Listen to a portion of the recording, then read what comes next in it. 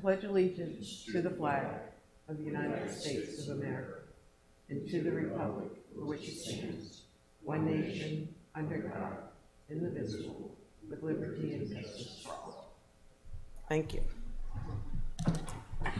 For the record, I'm Alderwoman Sheila Finlayson, sitting in for the mayor today. He was called away for another important meeting. Not that this isn't important, but at this time, Madam City Attorney, would you please present the first item on our agenda? The first item on the agenda is a presentation by the actuary to present the results of the actuarial study. Gentlemen, please.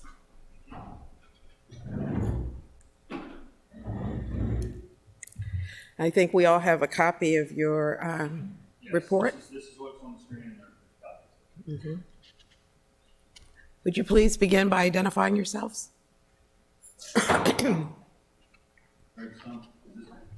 There we go. Greg Stump, Boomershine Consulting Group. And Dave Boomershine, Boomershine Consulting Group. Thank you. We're just going to jump right in. Okay. Thank you for your time today. We very much appreciate it. We are going to go through the presentation at a pace. I'm going to start off with some background. Greg's going to talk about the results of your actuarial evaluation. But if there's any questions at any time, just stop us and we'll take the discussion wherever you want to go. So if you have any questions, just stop us. Thank you. Thank you. So on today's discussion, we're going to talk a little bit about the backgrounds, the history of the funding and contributions, how things have improved, and then we'll talk about the current status and the results of the current valuation, and then Greg's going to talk a little bit about the future also. So background. Then we're going to give an analogy for an actuarial valuation. We're going to use college funding for that example. So on this chart, what you see is the red dot up on the upper right-hand corner. This is a goal for funding. We want to build a fund up to this much for our kid to go to college. Along the way, we're going to pay an annual cost. That's the green line across the bottom. And we want it to be a level cost, so it's consistent and there's no volatility. So we have an annual cost that we're going to put into an account. That account's going to grow with contributions. It's going to grow with investment income. And eventually we'll get to that $200,000 before Johnny goes to college. So we're going to be paying about $4,000 per year to build this fund up. So that's how college funding works, so that we can understand that. Now we're going to start translating that into what the pension terms are. So we have the asset target. The fund that we want to build up is the blue line. The normal cost becomes our annual cost. So our annual cost is actually, in the pension world, is the value of the benefit that's being accrued every year. So it's a fairly consistent cost as long as we're meeting all those actuarial assumptions that we build. And what we want to do is build up this fund to the $200,000, and by the time this individual is going to retire. Then we do that for all the plan participants and build up a total fund to get us to the point where we have the money to pay the retirement benefits when the people actually retire. So on the next page, so we are looking at the asset target, the blue line. Now we start seeing that things don't actually fall in line with the actuarial assumptions or any of the other things that we build into our model. So we still have this normal cost, the orange line along the bottom. We have the asset target. We're not quite meeting the target. And what the red line represents is the asset shortfall. How much we don't have enough assets to meet that $200,000. So it's we're setting up an additional cost that we have to recognize. We have to make that up, make that shortfall up at some point in time. So the real analogy for the plan then is that we will have normal cost. I'm on slide 7 now. We have the normal cost, the orange costs across the bottom. We have the actuarial liability, which is the goal, the blue line that we're trying to attain. And then we have the actual assets, the red line, and the gap between those two is the shortfall. You can also think of it like a mortgage. So now we have a shortfall that's got to be made up. And you see the bottom line is kind of a turquoise line. That's the catch-up contribution. We're going to amortize that unfunded liability, the difference between the actuarial liability and the actual assets of the plan, and that becomes an additional cost. So the total annual cost that we'll see for the pension plan is going to be in two pieces.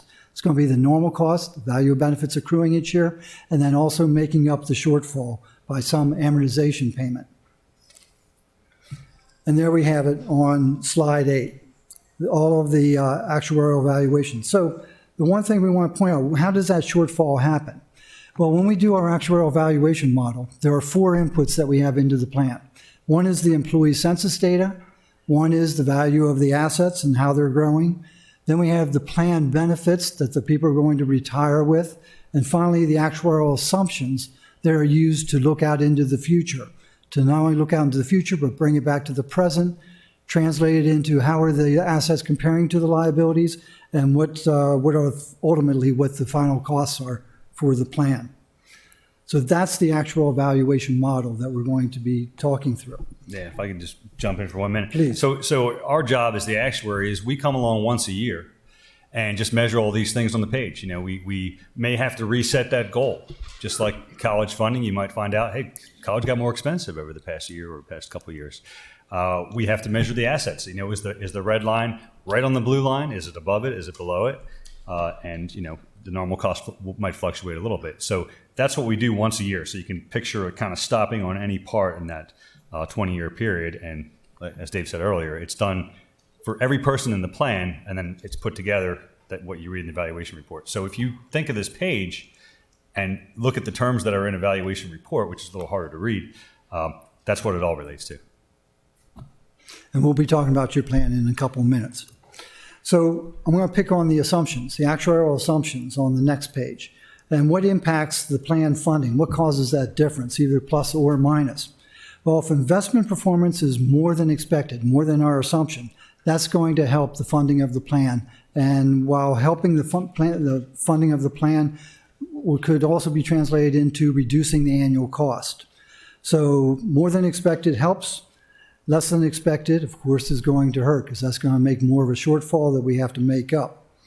Salary increases, if they're more than expected, that's going to hurt the plan funding and increase costs. Retiree longevity or the mortality assumptions that we use. If there's more than expected, that's going to hurt, and less expected than expected helps. Retirements, more can hurt. Terminations, if we have more terminations before people are eligible for retirement, that can help out the costs. The healthcare cost inflation for the OPEB plan, if it's more than expected, that's going to hurt also. And disabilities can go plus or minus. So when we're talking about helping, that's increasing the funding ratio. Assets compare better than liabilities, and the annual contributions are expected to go down. Also want to talk about the history of the funding progress. We have 2 charts that talk about this. On the funding progress, the blue bars are the funding ratio, the percentage of liabilities that the assets meet. So it's assets divided by liabilities. How favorably are we funded? If you go back to the beginning of this chart, in 2005, we were over 100%. Excellent. Very, very few plans were ever there, but there was a phase where plans were well funded. Then we had the asset crisis in 2008 to 2009, and the asset levels went down, and the funding ratio obviously went down, but only went down to about 88%. And since then, it's been fairly consistent, dipping a little bit more over the past couple of years as we review the reality of the assumptions and so on.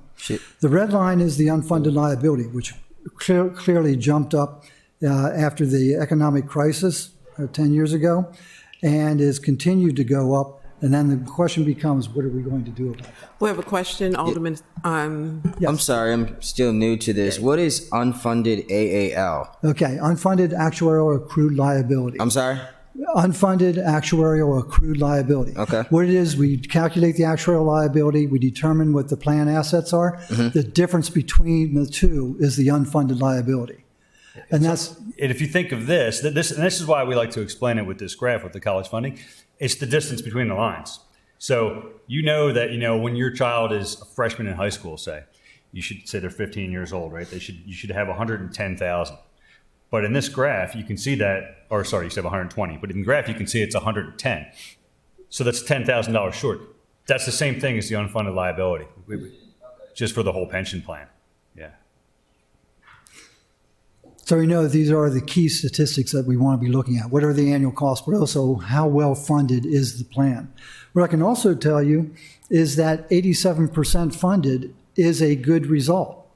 When we talk to bond rating agencies and the target that they're looking for a healthy plan, a healthy funded plan, they're looking at 80%. So anything above 80% is a good result in the industry. And what we can also tell you is looking at national surveys for public sector plans, that on average across the country, the average funded ratio is more around 74%. Question? Alderman Arnett? It's a good result unless the slope of the line there at the end continues going in that direction. Exactly. And that's exactly why we set it up this way, because this looks from 2005 to 2018. Later, in 10 minutes or so, we're going to start at 2018 and go forward. Yeah, I'm bringing you up to date to where we are. Then Greg's going to talk about here's the results that we're looking at right now and for the future. May I ask a question? Yes. We did interest-based bargaining back in, I think we ratified in 2013. And we increased contributions, and I thought we expected the percentage to go much higher than the 88% or, well, it's 90 on here. But I thought with the contributions and the changes we made to the plan that it would have taken us higher. Okay. We will. I think we're just about to answer that, actually. Yes. Okay. So look at the next Okay. page, the contributions. Okay. And one of the things, this is just a step leading up to the valuation results, which is what you're really asking for. What we see in the history going back to 2005, there were some contributions, but no annual costs because the plan was so well funded. And then after the economic disaster, the costs skyrocketed, but there were no contributions for a number of years. It was a contribution holiday. There was nothing going into the plan, and that has created some costs. But then for the past 5-6 years, you'll see that the costs have come down and the contributions are being built up and getting closer to where at the end in 2019 we have annual costs meeting the annual contributions meeting the annual costs. So we have caught up. But then I'm going to let Greg talk about the valuation. We can see the results, and then we can talk about the future funding. And I think that will address what you're looking for. Yeah, Greg, may I say something? Ms. Oh, Finlayson, what you were City Manager. talking about, if you look on that contribution chart, when you look at 14, 15, 16, 17, 18, or I guess 15, 16, 17, 18, the blue bar, that was your interest-based bargaining. Well, no, we ratified in 2013, so I was expecting to see an increase as early as 2013 or at least 2014. But I can see that the significant contributions didn't come until 16. But we had But they were- ratified several years prior to. Right, but they were phased in. So it was like 12%, 14%, 16%, 18%. You phase that in over 4 years. And then, unfortunately, we stayed at 18% in what we contributed when we should have continued to increase it. Exactly. Okay. Alderman Arnett? Why are we not showing, because the employees are also making contributions? Yeah, we're about to show that. Okay. Yep, very good question. So, there was that chart of, what hurts and what helps pension funding, and we'll talk about a couple of those things specifically, some of the experience versus the assumptions. But another thing that obviously hurts funding is not contributing the actuarial amount. The huge jump from 2008 to 2011, I think any government would have trouble dealing with that kind of increase. But it's been lower than the actuarial amount from 2008 to 2018, so a decade plus. And 2019, you can see on that graph, they're even. So the city has started to contribute the actuarial amount. And that's really what you need to do for sustained funding progress. And that's one of the things we'll focus on now. So can you tell us, or maybe Ms. Sutherland can tell us what the contribution rate is? It's still at 18? No. What is No, it now? in FY19, as it shows on this chart, was the first year in 10 years the city contributed the actuarially determined amount, and it was at 20.23%, I think. And then in FY20's budget, which doesn't show here, we again budgeted to contribute 100%, and it was at 22% It is shown. something. Yeah, it's good. It's on the next slide. So it went up Okay, in FY20's budget as well. okay, thank you. So that was all, so far. That's, how do we get where we are now? Now, the next couple slides are, where are we right now? And when we say now, I mentioned earlier, we measure this once a year. So it's not like a monthly or even quarterly thing.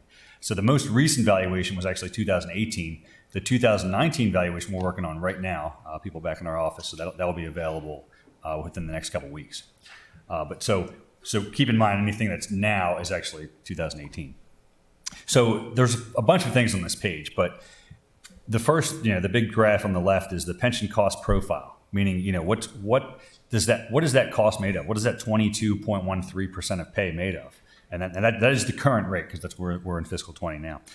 So not quite a third, but fairly close to that. There's 27% of the cost is covered by employee contributions. 36% of the cost is the city normal cost.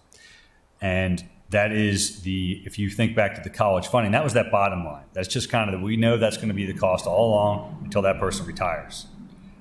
The rest of it is making up for any shortfall.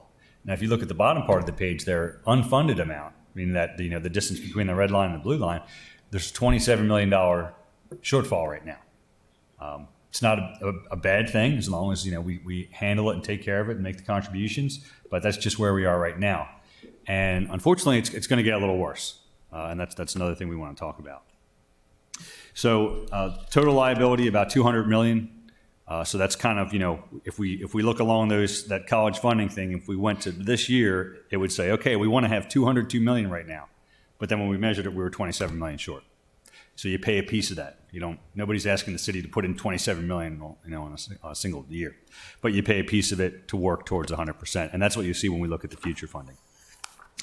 So now that we've been talking about the pension for the most part so far, Dave did mention healthcare cost inflation, and we do want to cover the OPEB plan today too. I think maybe 80% of it we'll talk about the pension, but this next slide does specifically address the OPEB plan. So OPEB stands for Other Post-Employment Benefits, basically retiree healthcare. And the pension plan is just police and fire. The OPEB is more than just that. A couple of things you can notice here. Number one, the pie chart is almost all red. And that's because the plan's 11% funded. That seems bad, but it's not really. If you're in our world and you know the history of retiree healthcare funding and you see where other governments and cities and plans are, it's been a recent phenomenon funding retiree healthcare. So it's only been happening here for a few years, and a lot of governments out there, Maryland, outside of Maryland, haven't put anything aside yet. So that's a little more problematic. So don't let the 11% scare you. We'll show a projection of that, and it's going to increase rapidly. But the FASB rules are going to require putting money aside for this, right? They do not. However, you could say that they indirectly require. The rule. There's nothing in the GASB rules that can require any government to spend any money. It's just how you report it. However, in 2004, when the first OPEB set of GASB rules came out, GASB 43, 45, that's when everybody started thinking about it. Like, oh wow, this is a big liability. We should start funding it. So GASB 45 did not actually require? No.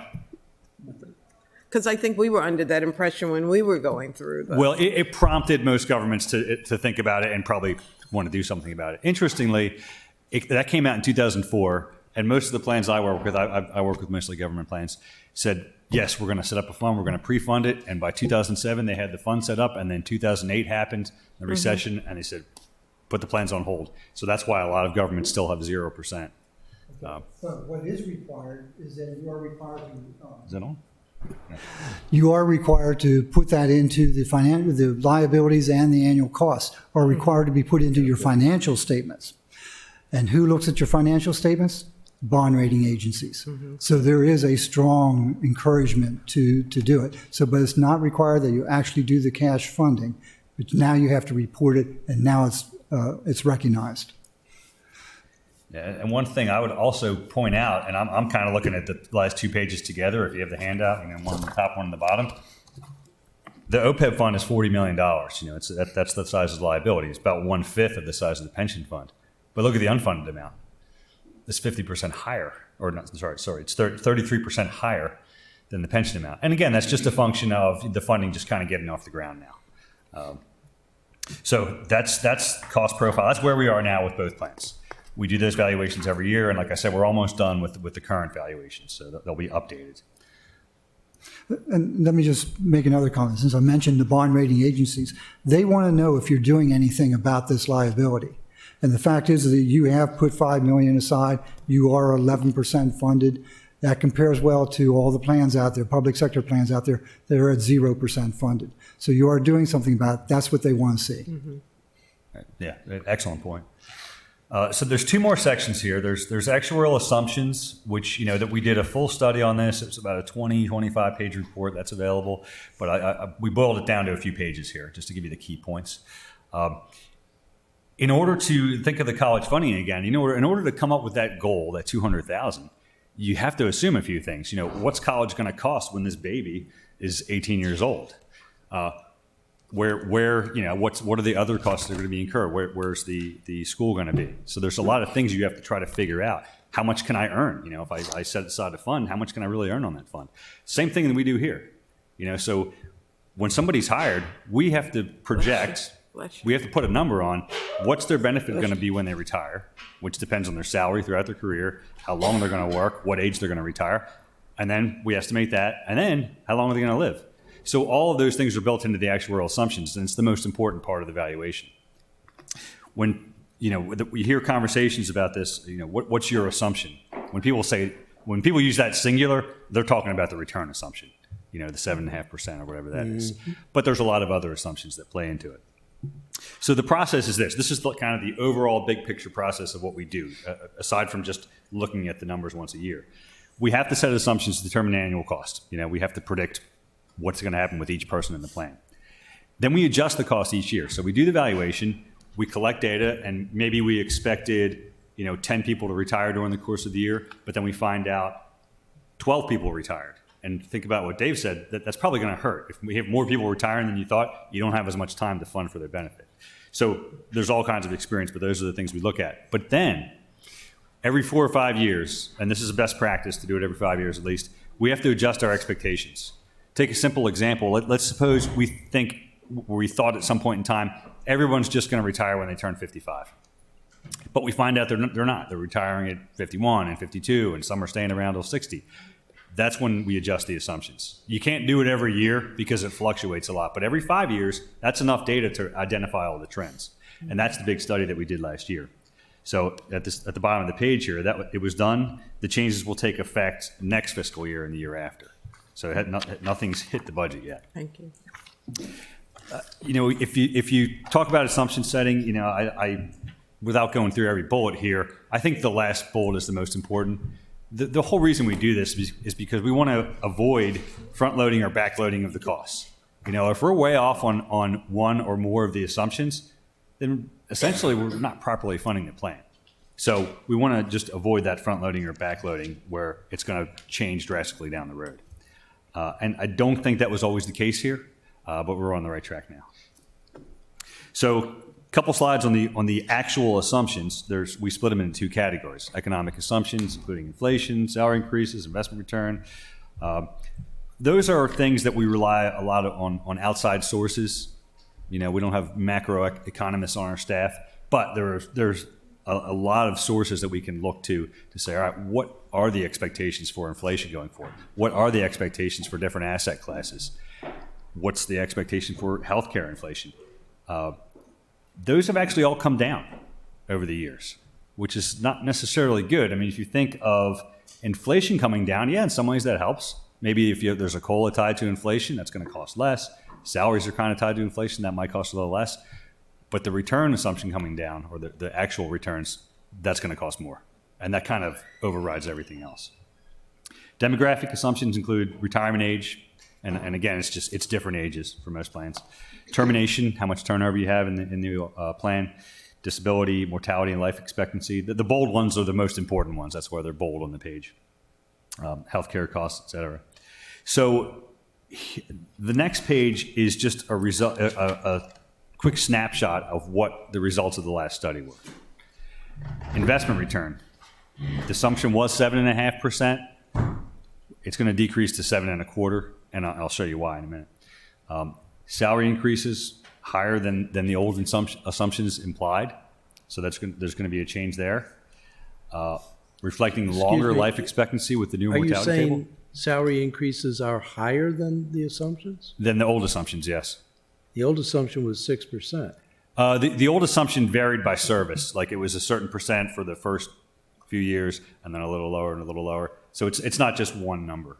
Okay. I have a graph that shows that. Thank you. It's in 2 pages. Those are the main ones.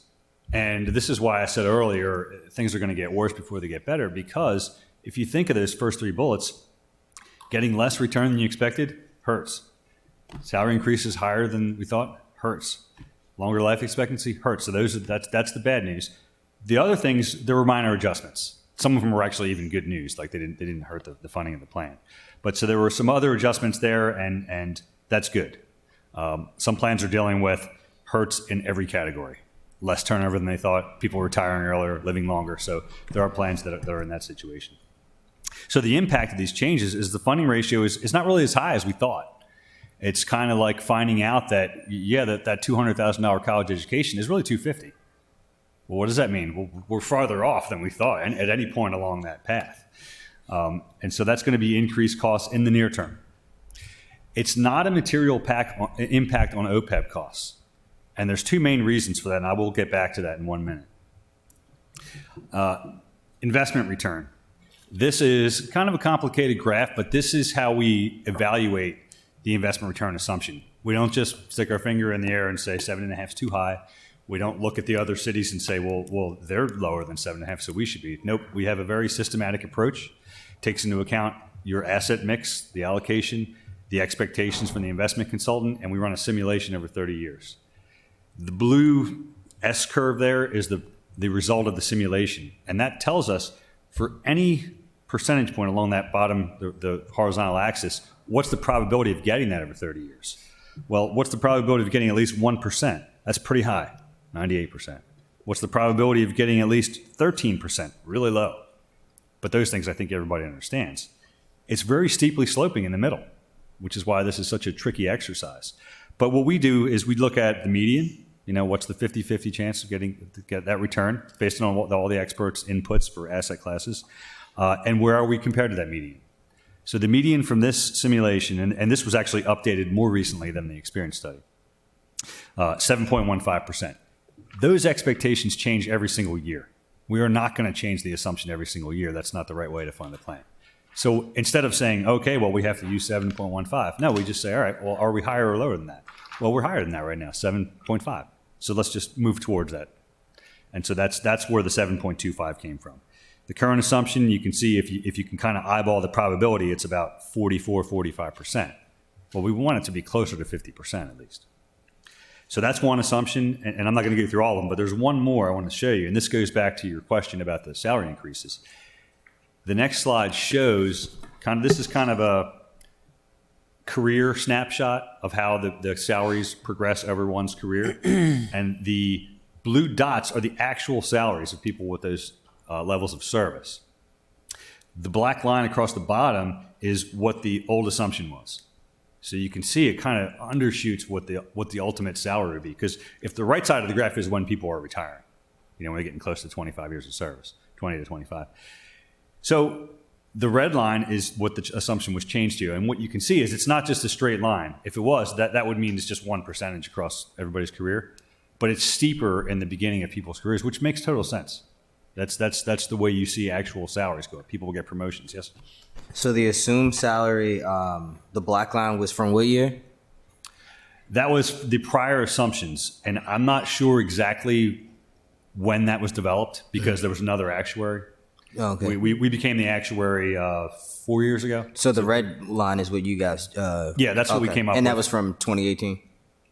Yes. Okay. But it's not only 2018, it's the 24 years before that. It kind of looks at the whole career of everybody. Oh, in the as plan. up to 20. Okay. Yeah, up to 2018.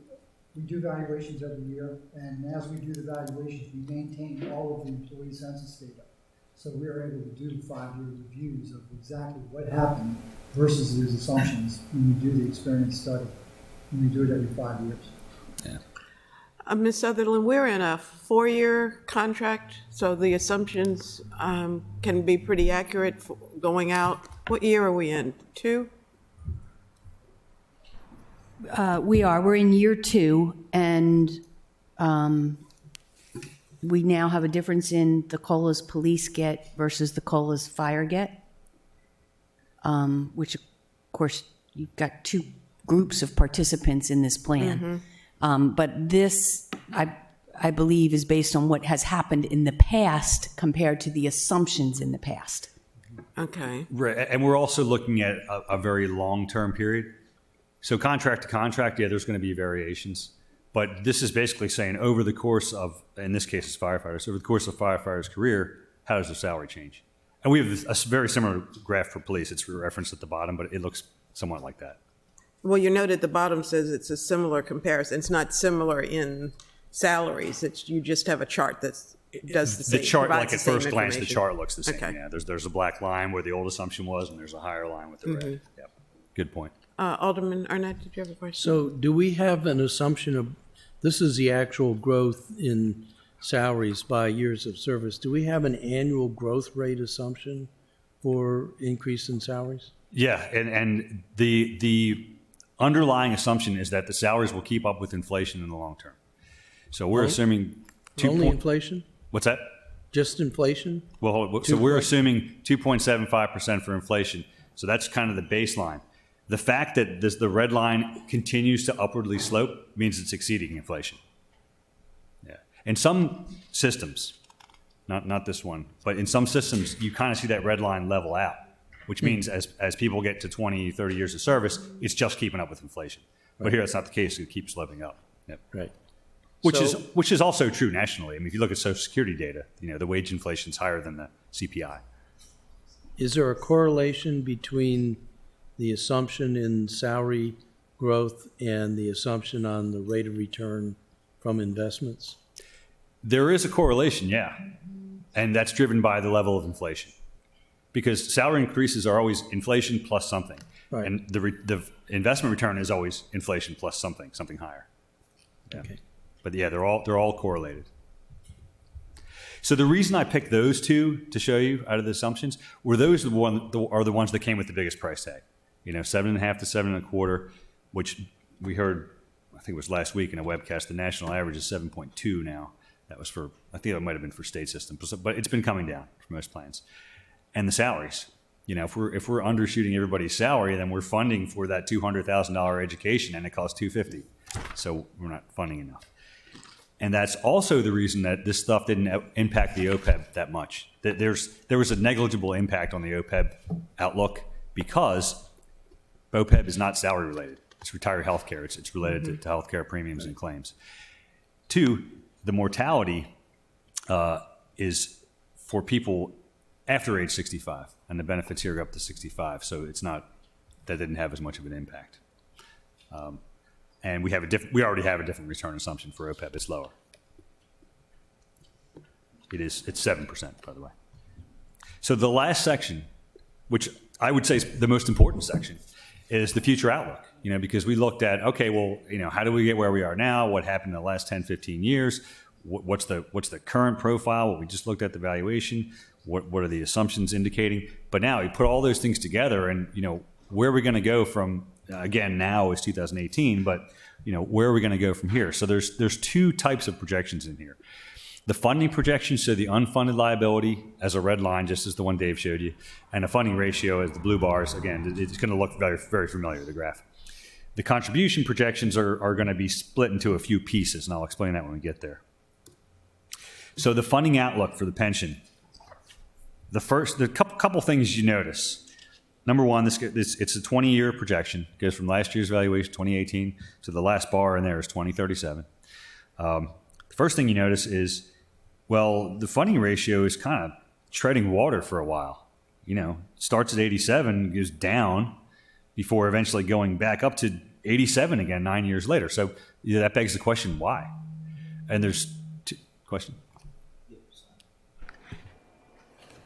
Do you guys not take into account in the future plans like upcoming recessions or anything like that? We do not. This is kind of and that's a great point. This is a best estimate projection, meaning like if everything kind of happens the way our best estimate suggests, this is what it's going to look like. However, I like to also think of it as a weather forecast. You know, if we're looking at next year, we have a pretty decent idea of what it's going to look like. You know, the planned population is not going to change drastically in 1 year. But when you go out 20 years, that's like trying to project the weather on April 1st next year. You know, you can make a guess. We have to. But there's not a lot of certainty in that. So in reality, when you go 20 years forward and then look back, that line will look more like this, kind of jagged and all over the place, because that's the way experience takes it. When you see a nice smooth graph, that's just a best estimate. So with that, because I'm just looking back at, you showed us one before, I think during the actual recession from like 2008, there was a comparison of what the city was putting in, and I'm not sure what graph that was, I'm sorry. Yeah, that was the page right after we just looked at. It's like page 9, I think. Yeah, so 12. I guess my question, okay, yeah. So if something was to happen like that in like 2021 or something like that, and we go through a 3-year stretch again, kind of similar to 2009, 10, and 11, where we aren't putting in, because we have kind of been doing well, I guess from 2015 through 19, would we be drastically affected as they were in 2008 through 12 with such low input? Yes, but there's a couple other comments I want to make about that. Number one, we know there's volatility, especially with investments. So we have methods to handle that. There's this graph, what happened in the past, that was based on a 3-year asset smoothing. We're going to use 5-year asset smoothing because 3 years means if you have one really bad year, you're supposed to make up for it right away. 2, anytime there's an unfunded liability, as I pointed out earlier, nobody expects the city to just put $27 million in, on day one. It's contributed gradually. So there are ways, and as the economy recovers, the cost goes up gradually. So we do have ways to handle that. But number 2, and we didn't even mention this today yet, but looking back at slide 12 there, 2009 and 10 and 11, that's when the economy was recovering. That's a great time to put money in the pension fund. So not only was there a shortfall, but the fund missed out on some earnings there. And I'm not an investment expert, so I can't quantify that. But if you think about it, when the market's low, that's a good time to start putting money in. I'm sorry, do you think that impacted? I'm trying to get into kind of what you were explaining. What happened in 2013 kind of that I missed that you were expecting higher returns for? And Ms. Sutherland explained that when we negotiated that 4-year agreement, it was a different increase each year. I remember 2013, and I was assuming that we would get that full chunk at that time, but it was gradually increased. So that explains why we didn't see it all at one time. So based on the plan that you guys are giving us now, and someone please correct me if I'm wrong, as we move forward 2019 through, we'd like to have more of the blue, the city contributions going up so that we are not falling behind in case of a collapse or anything like that? Yes. Okay. And from the outside looking in, and we weren't here in 2013, but just from the outside looking in, I just look at this graph and I'm not even knowing what plan it was, I could say there was a history of not paying attention to the pension funding and it was corrected. But we're still making up for it. There was a period, especially when Alderman Arnett and I came on board, when we were funded at 120%. So Yes. there was a belief that we didn't need to make contributions because we were above 100%. That was not a good move for us in the long run, but at the time, the leadership that was here thought that that was the best approach. Yeah. I argued against that, by the way, as a union As you should person. have. But you know, that's kind of a hindsight 2020 thing. You know, there's a lot of plans. I've been working with public plans for 20 years. A lot of plans were in that situation. Like, oh, look, we don't have to contribute anything. Our funding's doing great. And then when you know the downturn hits, you can't fit it into your budget. That's right. You know, it's very, very difficult. But yeah, I appreciate all the really good questions there. That's the number one reason we're here. So there's two reasons that this, going back to slide 25, that red line, the unfunded liability, is increasing and the funding is kind of treading water for a while. And they are, number one, there's what we call unrecognized gains. I mentioned briefly asset smoothing.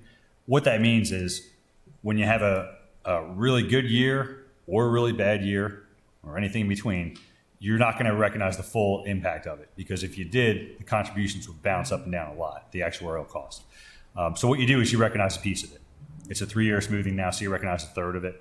5 years, I think, is better. That's what we're going to do going forward. So you recognize 1/5.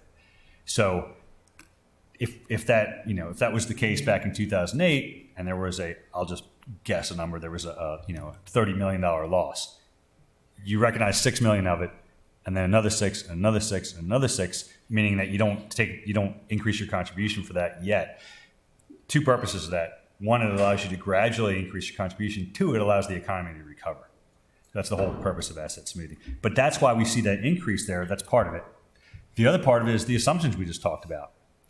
If we just went back a year and could retroactively say, okay, let's just apply those new assumptions, the 7 1/4 and the new mortality table and the salary increases, that 87% would have been 81%. So that's why you see it go down to 81 over the next few years. Still in the 80s, still good, especially for the bond raters. And in fact, there's no point in here where it goes below that. What's also built into here is that the city does make the actuarial cost every year. And that's the last part that we're going to look at. And before you move off of that chart, what you're really seeing here when Greg says that we're on plan, what you're really seeing is if all of the actuarial assumptions are realized going forward into the future. So this creates a baseline. So everything is according to our assumptions. This is the way it will work out, and it ends up getting much better as we go further in the future. What Greg has also done is build up a model to do for future projections, so you could play the what if that you're talking about. What if we lost 10% in the fund this year instead of earning 7 1/4? Well, then we could map out what the results of that would be. So we'll be following this every valuation we go into the future. So the other side of that coin is the cost outlook. So that's the funding, and that looks good. Hey, look, we're gonna maybe be stuck in the 80s for a while, but you go to the end of that graph when we're in the mid-90s. I think everybody's happy with that. But then there's the cost part of it.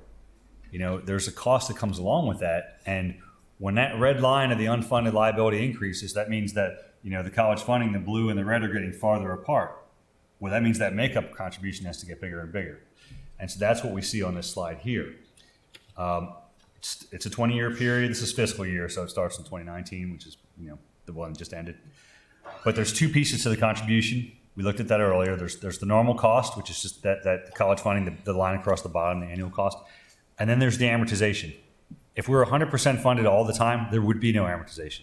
It would just be the blue bars. The blue bars are increasing over time simply because it's a percentage of pay. The benefits a percentage of pay, the contributions a percentage of pay. So that increasing pattern is not problematic at all. That's how it works. And that's also the reason we put the dotted line in there. So if you're really thinking about how costs are going to change over the next 20 years, look at the dotted line, because that lets you think in today's dollars. And what that tells me is, okay, a couple years of increases. And that's what we talked about, mainly the assumptions and some unrecognized losses. But then a steady decrease. As the funding improves, that cost is going to decrease as a percentage of pay. So maybe it does get up to 30% of pay at some point in time, but settles back down in the low 20s. And if we extend this out further to when the plan is 100% funded, that drops all the way down to about 12% of pay. But that's way off in the future. We have the same outlook for OPEB, or the same type of graphs here. So what we're looking at here is, well, as I mentioned earlier, those assumption changes didn't really affect OPEB that much. So there is no jagged front uptick in the first couple of years. So we're starting at that $36 million unfunded that we talked about earlier, and only 11% funding. But over the course of 20 years, the 36 gets cut in half. I'm looking at the red line. And the 11% goes all the way up to 70%.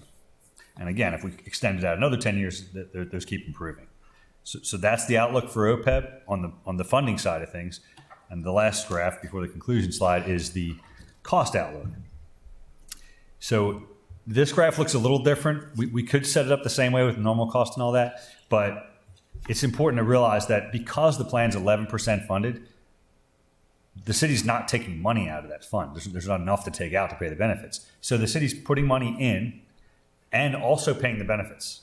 So the green bars on this are what's going into the trust. The blue bars are what we call the pay-go costs. So that's also what's coming out for benefits every year. And there's kind of a dots along the way. The ADC stands for actuarially determined contribution. So you want the total to be at that level or higher, and it is throughout the graph.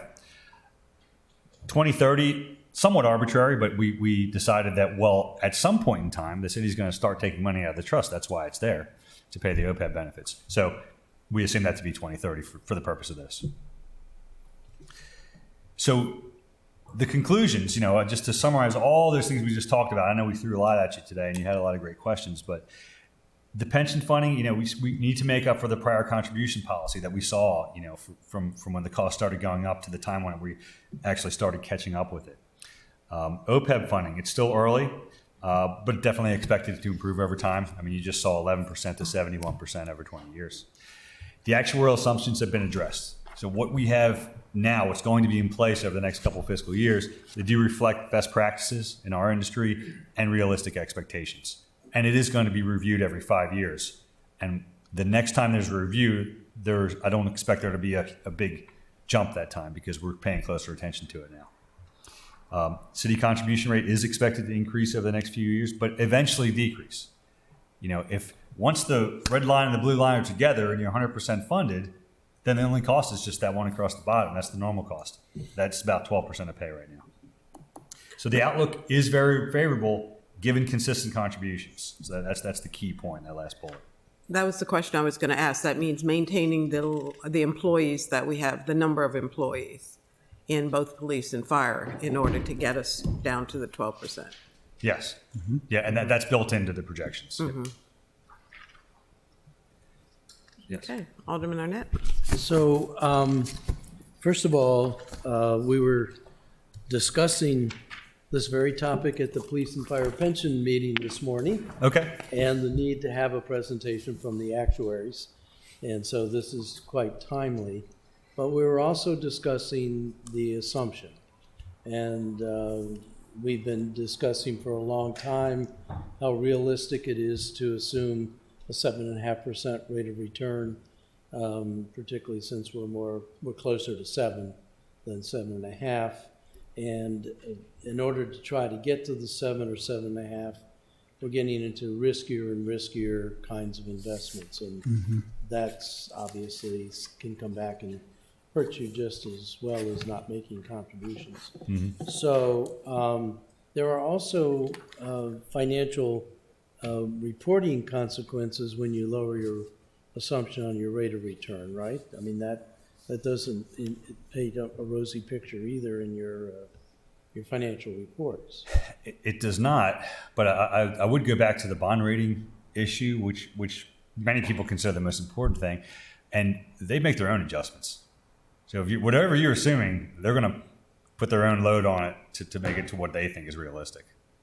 And the fact that you are reducing it, they recognize that you are following the trend as of moving that discount rate down. Right. It is a trend right now, and it is something we're watching very closely for all clients. And did the ANCO folks give you a long-term expected return for your portfolio? Yeah. What was it? Well, I mean, no, they have given us the trend of what it has done so far. And let's see, what was it? It obviously depends upon the type of investment, but overall investments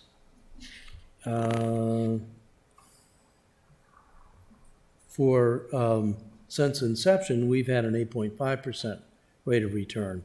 But over the last 4 years or so, it is much closer to 7. And again, it depends upon the kind of investment. But So, yeah, I think that's where everybody is. It was great, but now it's harder and harder to get that return. Yes, and I actually just had this conversation with another client earlier today. You know, the question was, is it better to just leave our assumption where it is and get shortfalls, or is it better to just lower it and maybe get a smaller shortfall? And it's the latter. I mean, because the bigger the shortfalls are, the more you're going to pay later to make up for it. Good point. Alderman Gay? So is this a plan to kind of protect? Again, I'm so ignorant when it comes to like pensions or retirement funding. I honestly thought that we just pay into it until we're like 65 or whatever, and then we just get all of that back over a period of time. So is this to protect that payment of what we as city employees put into it, and then also what the city puts into it to protect those investments over those period of time, so that we don't dip in and that we don't have to take out funding from like a general fund or whatever type of fund to pay back the retirement? Is that basically what this is? Yeah, and you almost got it. I mean, you think you don't understand it, but I think you understand it pretty well. The whole point of everything we're doing here is to protect the benefits when people retire. The other point is a pension benefit or a retiree health insurance benefit. It's really compensation I, the employee, am earning today that I'm not going to get till many years down the road. So proper funding of that, you would set aside money every year that I am working, so that at the point, and it would earn investment earnings, whatever, so that at the point I left, you would have accumulated enough to pay those benefits to me until I die. And if you haven't, now you've got future taxpayers paying in who never benefited from my services. So you want to match up the funding of the pension and the retiree health insurance with the years of service and the people who are paying taxes that I'm serving, so that your kids aren't paying for my pension when I didn't serve your kids. I didn't kind of to a national. I guess I better explain it in this way. Like kind of, I think around the recession time, like 2008 and all that, they would always tell us that by the time I reach the age of retirement or something like that, it won't be there. Because of that, because of the poor planning on the like national level, that they've spent so much that they didn't make those investments, so that they did have it to pay over a period of time. Sort of, except Social Security was never actuarially funded. And Oh, that okay, is so the that's a whole completely point different- of. You're also dealing with demographics Yeah, there, baby and- boom. Oh, so Yeah. a completely different But thing. that Okay. is the whole Similar. point of actuarially funding your plan. You have an actuary with these various assumptions who says, this is how much you need to put in this year, so that you do always have the amount accumulated to pay when that person leaves. Awesome. Thank you guys very, very much. This is good. But it should be said, and I think we can feel good about that, this administration has been much more aggressive in making the actuarially determined contribution. We've been sort of easing towards getting to it, but now we're really doing it. So, Yeah, and if I might on that, because we just had this conversation with the rating agencies, as you saw on those employee contributions, they stopped at 18%, and they should have been more. So on the transition team, we pointed this out. Mayor Buckley made it one of his priorities, number one priority, pay your bonds. Number two priority, fully fund your pension. Right. And then we also, for the first time in FY19's budget, we put $300,000 more into OPEB than that PAYGO piece. We increased that to $350 in FY20, and we're going to bump it up each year until we're at that actuarially determined contribution for OPEB too. And the rating agencies reacted very favorably to that in our phone call. We have done some work with the rating agencies, and they have made it absolutely clear in the past couple of years that they are focusing on how well are your pension plans funded and are you doing something about your OPEB plans. And that we've got several clients that's led to more positive ratings. And as you all well know, the higher the ratings, the lower the interest rate you have to pay. So it is real money that we're talking about. And we work closely with Jody and Teresa. In fact, I think Teresa called me her first day on the job and said, we want to get this pension funding on track. Okay, let's do it. Yeah. good. I know that was a long time, but thank you very much for your attention and your questions.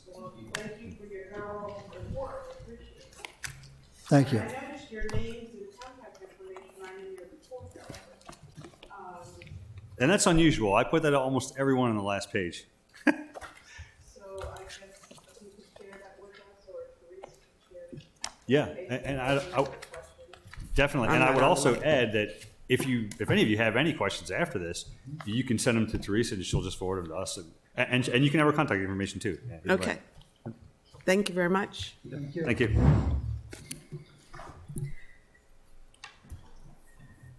Madam City Attorney, would you present the next item on our agenda?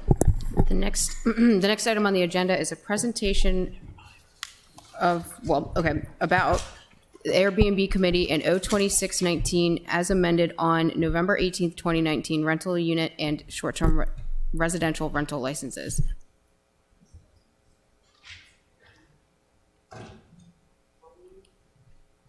And this is a city council discussion only, just in case that wasn't clear. Okay. Alderman Arnett, you presented me with your calculations of where we are as far as current code, first reader, and O26 as amended. To keep, I think everybody has a copy. I do, there's some extra, we'll talk about it, but for people in the audience, they can sort of look at what we're talking about. There's two pieces of paper here. Nope. I won't claim accuracy because we only did it an hour ago, but I tried to put together a side-by-side presentation of where we are in current code, where we were with the first reader, and where we are with the current amended version of the ordinance. The other thing is just some talking points that I used when I was interviewed by the television people, WMAL. So looking at current code, it's a pretty simple statement. Under current code, everybody must be inspected and then licensed. There is no residency requirement, meaning you can be anywhere and own these types of rental properties. There's no day limit in the current code on the number of days that you can rent these properties, and there's no limit on the number of units you can have. It just doesn't speak to those issues. Mm-hmm. So in the first ordinance, as we put it forth, we still keep in that you must be inspected in order to be licensed. We had that city residency is required. The limit was 120 days per year. A resident can rent their principal residence, and they could also rent one non-principal residence. So you could have two, a maximum. We also put in there some things that down at the bottom of the middle column that made things more robust, that people need to comply with their HOA or condominium rules. They must post their license. They must use their license in all advertisement. And this is really, that point there is the big reason why we did the legislation. And I'll get back to that in a second. And we had in there that no one could rent for more than 90 days, and that's because after 90 days we felt you were a long-term rental. But putting your license in the ad is in order to help our staff find out who's actually doing short-term rentals. So a few years ago, and actually Sheila and I started, we keep saying 4 years, but I looked at it 5 years ago. We started looking at this, and many years ago, the staff, for about a 3-week period, kept looking at all of the ads for who was doing short-term rentals and then tried to find out where they actually live, because all of the ads are Annapolis area. And some of the people are in Annapolis and some of the people aren't in Annapolis. If they're not in Annapolis, we don't have any way of controlling them. But the staff were telling us that it's taking an extraordinary amount of time for that, and they just couldn't do it. They did the 3-week experiment. They couldn't stay on top of it. So this putting the requirement for using your license number. So if we see an advertisement and we don't see a license number, that's something that immediately can be fined. And we may find when we find them that they don't have a license. So that's why they didn't put it in their ad. So then we tell them if they want to continue doing business, you will have to get a license. You have to be inspected and get a license. The changes that are in the amended ordinance that was passed the other day. So again, you must be inspected, you must be licensed. We moved it back to no residency requirement, no day limit, but a licensee may hold only one short-term operating license. In addition, a non-resident licensee must have a registered property manager. And then as we dug into this, and I see Ashley in the back and the city attorney, we really found that we needed to get into much more detail in defining our terms. And so we have a definition now for licensee, which means a person who obtains the operating license from the city. And person, and this is a question, and I don't see, blanking on her name, the lady from the Eastern Shore. Keeps asking, pardon? Yeah, Jackie. Keeps asking us, what do we mean by person? So we have a definition. A person means an individual or any legal entity who as an individual has an ownership or beneficial interest in owning. So Jackie was asking us things like tax ID or whatever. The point is, we don't want people to form a whole bunch of limited liability or any other kind of thing and end up having multiple numbers of these kinds of organizations. Again, you must follow the HOA rules, post your license, use your license. Now, a big debate around this is, and there's all kinds of vested interest here. One debate is we're hurting people who have been doing this kind of business for a long time. Another debate is we're hurting people who are part of the Navy family, who used to live here, don't anymore, but they kept their home and they want to keep their home for their families. Another huge debate, and one that we've heard from a lot of you a lot, is huge concentrations of these kinds of operations in small areas. I think that the legislation as we have it currently amended will go a long way towards addressing a lot of issues and be balanced. It will most likely not go after the huge concentrations, and we'll just say the names, Fleet Street and Cornhill, because they are owned by different individuals. And as far as we know, and that's one of the big things, there's a lot we don't know till we can get this passed and make people get a license. As far as we know, they're not owned by a single cluster of investors that have a few people having a whole bunch of these. So I have been having off and on, Sally left, but I just had a long conversation with Dr. Nash yesterday. She's loath to get into Title 21 and into zoning, but that is where we regulate bed and breakfasts. And I keep asking the question, why would we have different regulations for bed and breakfasts than we would have for short-term rentals? The major difference is you're not necessarily getting breakfast in a short-term rental, and that means that you may not have to have inspection for food preparation. But other than that, they seem to be very analogous, lengths of stay, those kinds of services. So one of the tenets that we had when we started this time, and Sheila got the group together, and we've met with several of you in various fora, and one of the tenets we had is we should really be treating all rental operations as much as possible the same. You know, a hotel, a bed and breakfast, a long-term rental, short-term rental. Why do we have different rules? Why do we have different fees? Marty is asking a good question.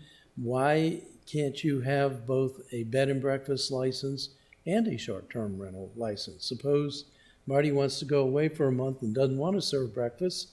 Why can't he just have a short-term rental operation where people stay at the Flag House and so forth?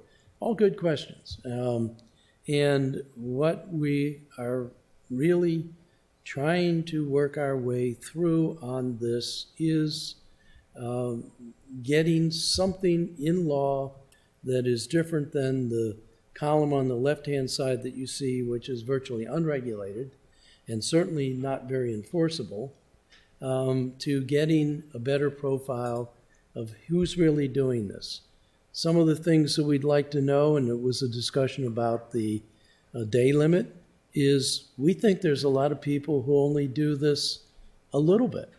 They may do it just during boat shows or commissioning week or plebe week or whatever, and they never will get close to 120 days. We think there are other people that do this on a continuously operating basis pretty much all year long, which, if you want to maximize your return on investment, would be what you would do if you were doing this as an investor.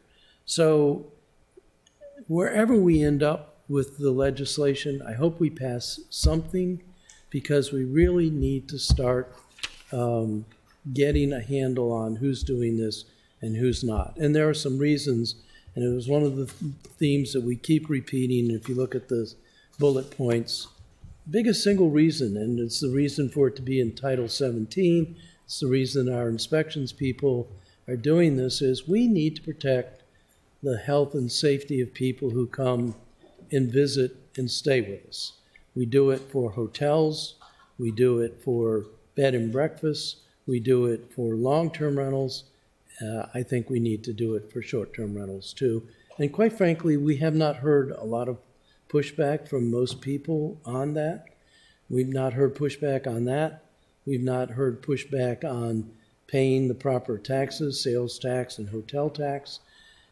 So in many regards, and I like to look at things, the glass is half full, I think we have a lot of consensus about this. I know the devil is in the details, and each person's ox is gored by some specific details. I feel we, Sheila and I, as the sponsors, have heard and are trying to be sensitive to all of these concerns, and we're trying to figure out ways that we can get to all of them. Carl, I have made it a pledge. I understand, and Judy, I understand living in a neighborhood where you're one of a handful of people and everybody else is in and out every week. I get it. I wouldn't want that on my block either. So I understand we need to do something about that.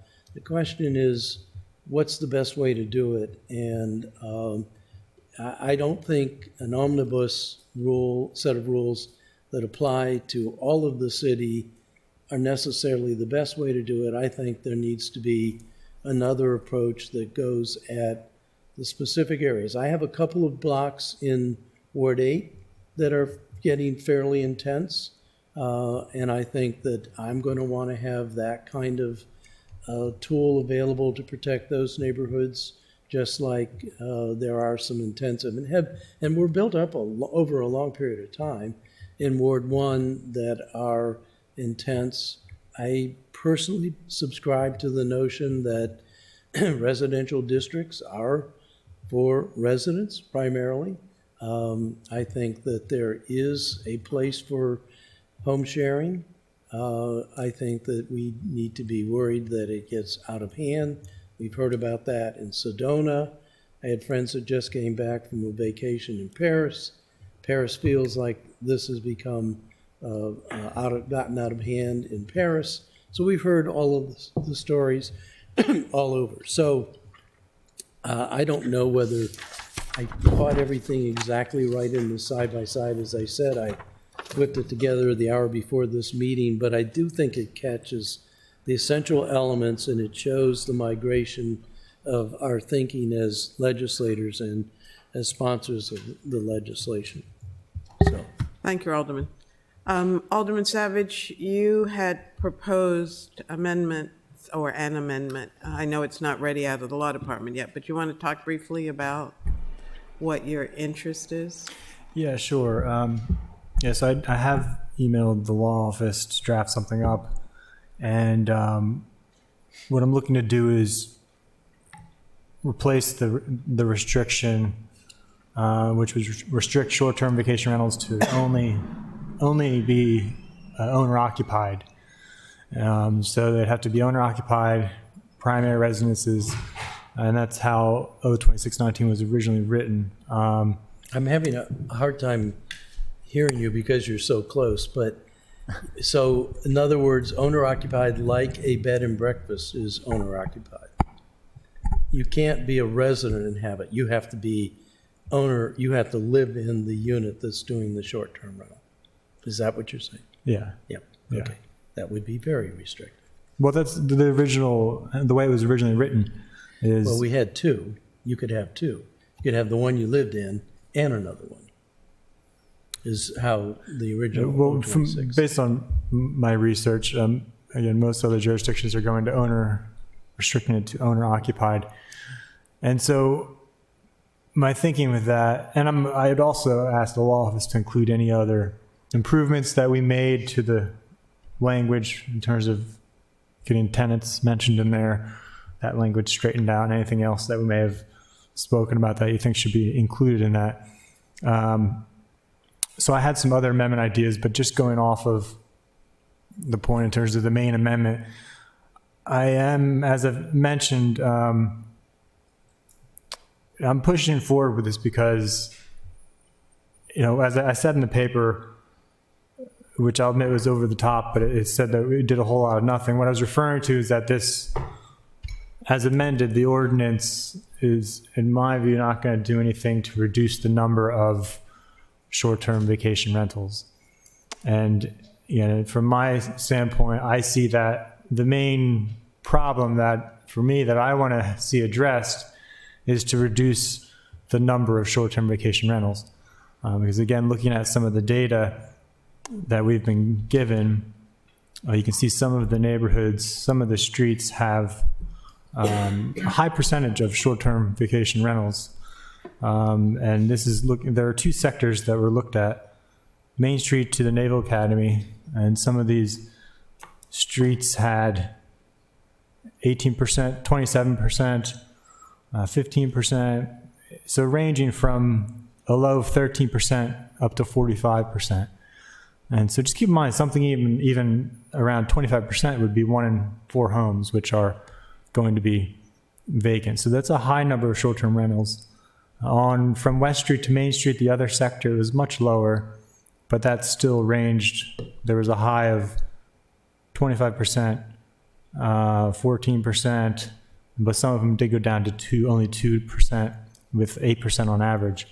But when you look at how many of those short-term vacation rentals are owner unoccupied, it's pretty high. In the first sector, that gets up to 80%, 82% of the short-term vacation rentals are owner unoccupied. So those are people who either, they don't live in the property, they may live outside the city, these are properties they've owned. And in the other sector, the average was 56% are owner unoccupied. And so if my amendment passes, it would restrict it to owner occupied only. So you would see an immediate reduction Principal residence. to principal residence only. And so you would see immediate reduction because, again, that 80% in the one sector, which is owner unoccupied, they would have to either shift their business pattern to be long-term rental, or they would turn into a regular B&B, or they would sell off the property to an actual resident. And so that's where I think that's the direction I would want to go, because I think with this ordinance as amended currently, it doesn't address that huge number of owner occupied. Owner unoccupied. Owner unoccupied. It's hard to keep. It is. so What let me- it does do, sorry. So is your intent solely to deal with owner occupied, not the number? Yeah, because that would reduce that number, that 80% and the 56%, which you see. Because my thinking is that, that seems to me the main problem because, again, the impact vacant homes has on communities. And I'll fully admit that short-term vacation rentals they do contribute economically to the city, right? They bring in visitors who like to go downtown or stay on the premise and celebrate various activities. And that's all fine and good, and I guess, we also get potential taxes to that in the future if we extend taxes to this. But for me, I'm more interested in the impacts to communities and to the neighborhoods. I think if we want an area to be an economic engine, we should make sure those areas are zoned commercial. But when you have a street that has 45%, 20% that are businesses, essentially, short-term vacation rentals, businesses, that completely changes the character of the neighborhood. It's no longer a residential neighborhood. It's commercial. I just after Monday's meeting, I had somebody who lives in Ward 1 in one of these neighborhoods, and said her son came up to her and said, I don't have any friends to play with anymore. I'd like to move. And so I think it's a real concern. It's the same thing I am thinking about. Would I want to see 1 in 4 homes in my neighborhood empty? I don't think so. But I think when we created the zoning, when our predecessors created the zoning, it was for a reason, right? And I think we also created restrictions on regular B&Bs for a reason, right? And what's the restriction now? Is it restricted per block or per? 1 per block face, 2 per block. Yeah, so I think if we want to have regular short-term rentals that are, so my point is, I think with the regular B&Bs, there was a reason we restricted those in the past, and I think we need to look at doing that for these short-term vacation rentals. So I think we're also seeing, and in terms of applying this to the entire city, in my view, it's about planning ahead and preventing any kind of overabundance of short-term vacation rentals in other wards. I don't want my ward to have a huge number of them either. As I've said, I don't want my neighborhood to have this happen in my neighborhood. And I think closing the door to owner unoccupied short-term vacation rentals is not going to be impacting our neighborhoods. I think it would be improving them because you'd be bringing in neighbors, encouraging that shift to long-term rentals or sale for ownership. And it also may contribute to reducing the overall cost of housing by bringing more housing on the market and fighting against that gentrification. So that, in a nutshell, is what my background, my rationale. Let me ask again, and because I'm not sure I asked the right question. Your amendment is going to require owner-occupied, period, not going back to the original legislation, which says 1 owner-occupied and 1 other. Just 1 only. Okay. Yes. All right. Thank you. I'm open to alternatives, but that's my current thinking. Okay. Alderman Gay? Thank you very much. So again, when I hear the constant arguments of protecting the character of our neighborhoods and, we don't know who our neighbors are and all that stuff, I wish that the residents in Ward 6 had the luxury of worrying about who their neighbor was and, not the immediate threats of death or anything else like that. So that argument, I think that please ask that we take it off the table. In regards to your amendment, owner-occupied, I do have an issue with requiring that all traditional B&Bs be owner-occupied. I worry about some of the Airbnbs. Yeah, the Airbnbs. I'm sorry. I worry about some of the emails and responses that we've got from people. I think the original version was better suited so that you could have one, owner unoccupied, your primary home of residence, and then the second home that you do not occupy, partly because people have two homes, as mentioned, just because they have either invested in them over time or they just purchased them or whatever, they want to give them to their kids. I don't think that they should be forced to sell their home just because they don't live in it. I do support the idea of maybe turning it into a traditional rental, long-term rental, but I think to completely scratch the idea of short-term rental is a bit far. I think that also the data that you laid out supports the claim even more for zoning specific within this legislation and not just a blanket approach. Again, you mentioned that the downtown corridor had a much higher average owner unoccupied per street, but then as you moved up to West Street and other parts of the city, we didn't see that as a trend. So obviously it's, again, affecting just one part of our city. And I worry that the blanket approach would cause problems in the future that we'll have to eventually go back and fix. Also, the housing affordability. Is there any actual data that we have that supports that, and that with the, so there's, okay. And then lastly, on the new version, if we do decide to go with option 2 or motion 2, my amendment is missing on page 9. Oh, didn't get it, the 18? No, we didn't accept. No, we did. Oh, We did okay. accept it, so you're right, it's missing. Yeah. Yeah, I Yeah. thought it was in there. No. Yeah, if it isn't, we'll get it in there. for Okay, sure. cool. Thank you. I apologize, as the city attorney was reminding me that in the Finance Committee, we had requested a legal opinion on constitutionality. And so she's going to send us or resend it, keeping in mind that it's confidential and there may be, well, I'll let you speak to it. Well, that was pretty much it, but Alderman Savage and Alderman Pindell Charles and Alderman Gay, since you guys aren't members of the Finance Committee, I can send it to you as well, but it was basically just opining to the legality of having an owner-occupied short-term rental license and limiting it to allowing only city residents for you to review. I don't know if it'll change your mind or not, but it was something that I'm happy to share with you. I was going to go there. Am I next? Alderman Arnett, thanks. So it was Alderman Payon several months ago that remarked that we didn't realize how much there was to learn about this until we started digging into it.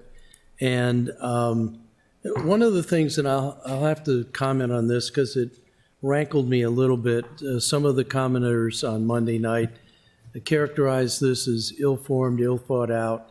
I guarantee you that we spent a lot of time looking at what other people are doing. We gave a lot of things thought. And one of the reasons that we changed this residency requirement is we really do believe that we will get sued. In fact, I've seen the draft of a lawsuit when you start discriminating between residing in the city, residing outside of the city.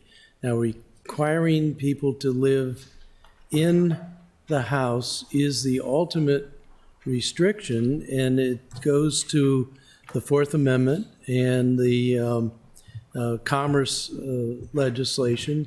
I don't know, I'm not an attorney, so I don't know all of those things, but we tried to steer through to get life safety protected, get a balanced ordinance that speaks to everybody's issue.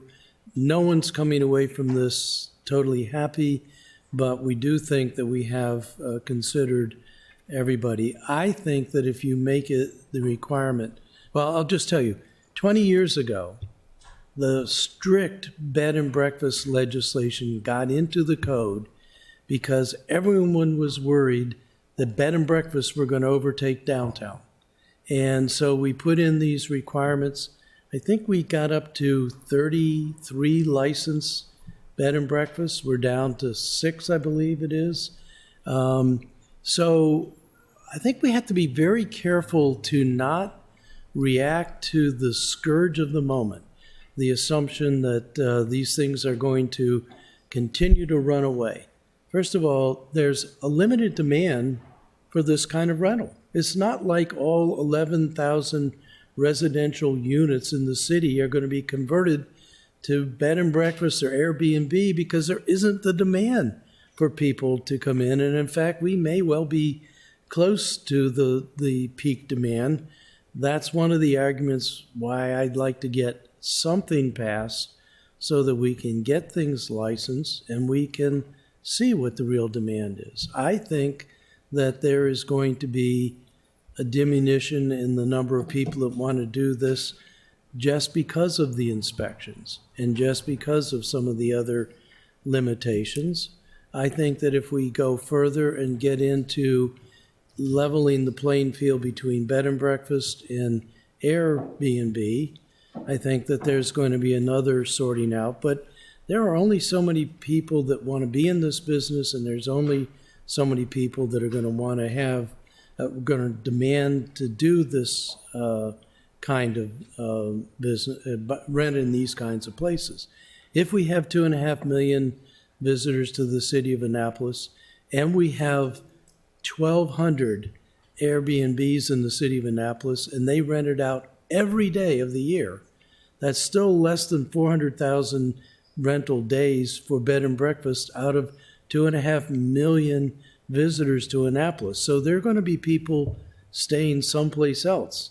They may be staying at hotels, they may be staying with friends, whatever. But we can't start reacting to this as though what's going on right now, and I think anecdotally we have to accept that there is an upswing, not only here in Annapolis, but across the country, because this is a popular form of being housed. But that doesn't mean that that line is going to go on forever. It also doesn't mean that it's going to be everywhere. Think about where the concentrations are now. They're within walking distance of all of the goodies downtown. So, Rob, no offense to Ward 7, I love it because it's got the Back Creek, the other side of Back Creek. But I don't think a lot of people are going to be walking over from Ward 7 to downtown. It just isn't really going to be conducive. Now, I will counter my own argument there because apparently there are a number of these kinds of operations outside the city boundaries in the county. So they do exist, and it certainly can happen. But I would really encourage us to try to get some sound data under our feet and some sound experience with getting these places licensed and inspected and see where it goes with getting something, some version of this passed. Before I call on Alderman Gay and Alderman Savage, Mr. Manassa, who is in charge of our inspections, is here. And this is our opportunity to hear from staff also. Mr. Manassa, would you like to add anything to this discussion? And please don't let me put you on the spot as I have already done. But since your department is responsible for licensing and inspecting these facilities, and you have been at the table with us, I guess, for the last 5 years? Yeah, I wasn't sure we were quite 5 years into it, but if it is, time has flown. Feels like it, doesn't it? So I'm John Manassa, Chief of Code Enforcement and Planning and Zoning. I've listened to a number of the different public comment periods, and there was just one or two things that I wanted to point out. Our current ordinance is old. It's been there a long time, and business and housing trends have changed, so it's definitely in need of update. The one thing that our current code does provide is for inspections of all the rental properties. So I'm encouraged to see that that's included in this draft ordinance, because I firmly believe that providing a safe rental market, a safe rental inventory of houses is one of the most important things that we can do. So that's highly important, I think, and it's a big part of what we do in our office is trying to make sure that the housing stock does meet that minimum standard. Some of the nature of the historic homes, the closely spaced sort of city environment is unique to Annapolis, and that's some of the things that have been discussed. And just want to make sure that, from my perspective, like a good inspection regimen helps prevent loss on both life and property. The one item that, in reading the most recent compilation of amendments, that still poses a little bit of a question for me is it doesn't prevent, or at least in my reading of it, it doesn't seem to prevent an owner from having multiple rooms rented out to different people, sort of operating like a bed and breakfast, operating like a rooming house, operating like a mini hotel. I think when we originally started the concept of managing Airbnb rentals, we didn't really, or at least I didn't really conceive that, say, a person that owns a 5-bedroom house would rent out 4 of the bedrooms, or maybe all of the bedrooms, to different people on any given day. But this doesn't seem to limit that.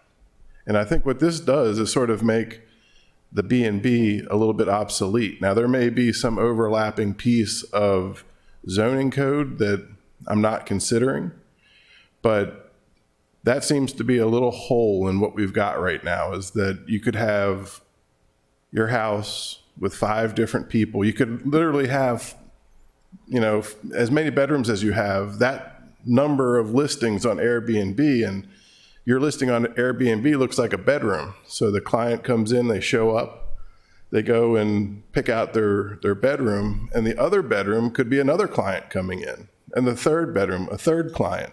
There's nothing to prevent that in the current ordinance. And I think that's something that the council should consider. Mr. Manessa, does that not qualify as a rooming house, which we don't allow? Well, in Title 21, you don't allow it. You haven't made Title 21 and Title 17 consistent. And that's something that you do, I think. Would that also qualify as a whole house rental as it appears on the apps? I think a whole house is one person renting all 5 of those bedrooms as opposed to 5 different people. Right. Okay. I'm just pointing it out as something that we need to consider. There may be a different interpretation or some other way to attack that if that's a problem, or that may be the intention. I really can't quite tell, but I see it as something that I never thought of as being possible. But when I read the ordinance as we've written it, I don't see anything prohibiting it. So it could happen. And if there's nothing in the ordinance that says this shouldn't happen, then when it does happen, we've got no way to say that's not quite what we had in mind. It's too late then. It's already in place. We'd have to change the ordinance to prevent it if it was a problem. So I'm looking at it now as saying we need to troubleshoot that one aspect and determine if that's the kind of model we want to accept or not. But no, you're right, John. It still is in, and it's something that I meant to get out, because the reason we changed it in Title 21 was we had business owners that were buying houses and then putting all of their employees, and they were putting 10s and 20s of employees in there in really awful conditions, and so that's why we took it out of Title 21. But I saw the rooming house language is still in this Title 17, and we need to make those consistent. Right. It's when I say a rooming house, it's a picture of what you have. You have one building, it's got one kitchen, maybe a couple bathrooms, but then individual people staying there would all be relying on the shared components, the bathrooms, the kitchen, and that sort of thing, which does seem more like a rooming house than your typical hotel.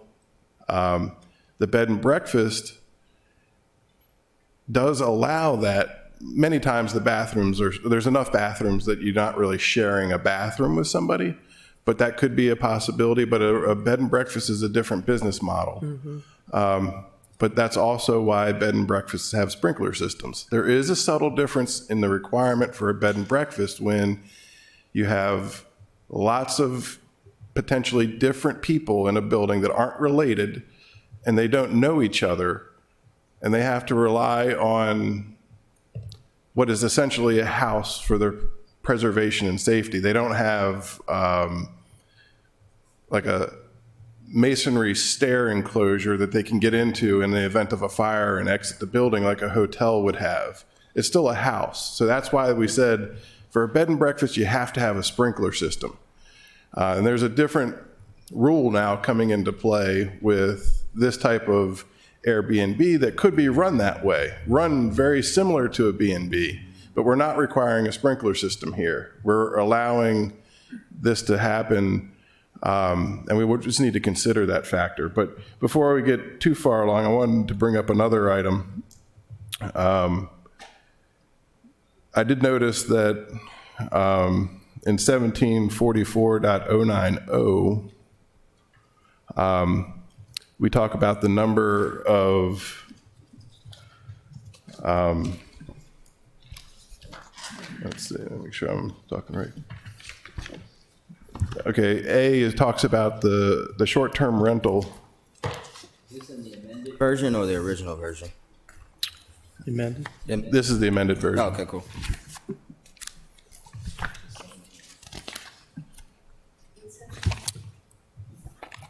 (1744.090A).